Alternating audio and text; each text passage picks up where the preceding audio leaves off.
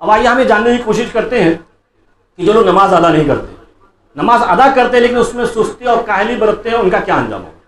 ان کا کیا انجام ہوگا اس کو جاننے کی کوشش کرتے ہیں، یعنی کیا کیا نقصانات ہیں، کیا کیا ڈس ایڈوانٹیجز ہیں، اس کو جاننے کی کوشش کرتے ہیں۔ جو لوگ نماز نہیں پڑھتے ہیں یا پڑھتے بھی ہیں تو سستی اور کاہلی برتتے ہیں، ان کا کیا انجام ہوگا، آئیے اس کو جاننے کی کوشش کرتے ہیں۔ تو جو لوگ نماز میں غفلت اور سستی برتتے ہیں تو ان کے لیے ہلاکت و بربادی ہے۔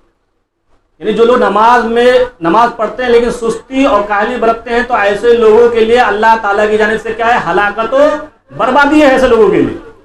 جیسے کہ اللہ تعالیٰ فرماتے ہیں فوائل للمصلین، ایسے نمازیوں کے لیے ویل ہے، ہلاکت ہے، بربادی ہے جو کیا کرتے ہیں؟ الذین هم عن صلاتهم ساہون، جو لوگ اپنی نمازوں میں غفلت برتتے ہیں، کاہلی کرتے ہیں، ایسے لوگوں کے لیے کیا ہے؟ ویل ہے، ہلاکت ہے، بربادی ہے اللہ تعالیٰ کی جانب سے جو لوگ اپنی نمازوں میں سستی اور کاہلی برتتے ہیں، یعنی ٹائم پر نہیں پڑھتے، لیٹ آتے ہیں یا پھر اپنے حساب سے اپنی خواہشات کے مطابق پڑھتے ہیں، تو ایسے لوگوں کے لیے ویل ہے، ہلاکت و بربادی۔ کیا ہلاکت و بربادی وہ آگے پتہ چلے۔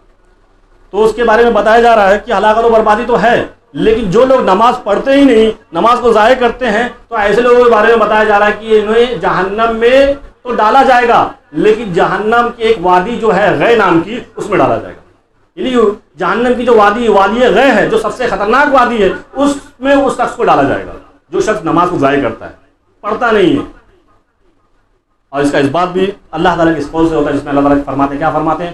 فَخَلَفَ مِن بَعْدِهِمْ خَلْفٌ أَضَاعُوا الصَّلَاةَ، یعنی انبیاء کرام کے بعد، صالحین کے بعد ایسے برے لوگ جانشین ہوئے جنہوں نے کیا کیا؟ نماز کو ضائع کر دیا، نماز کو پڑھی نہیں، وَاتَّبَعُوا الشَّهَوَاتِ، اور خواہشات کی پیروی کی۔ پھر ان کے بارے میں بتایا جا رہا ہے فَسَوْفَ يَلْقَوْنَ غَيًّا، تو ایسے لوگوں کو جہنم کی وادی جو غے ہے اس میں ڈالا جائے گا۔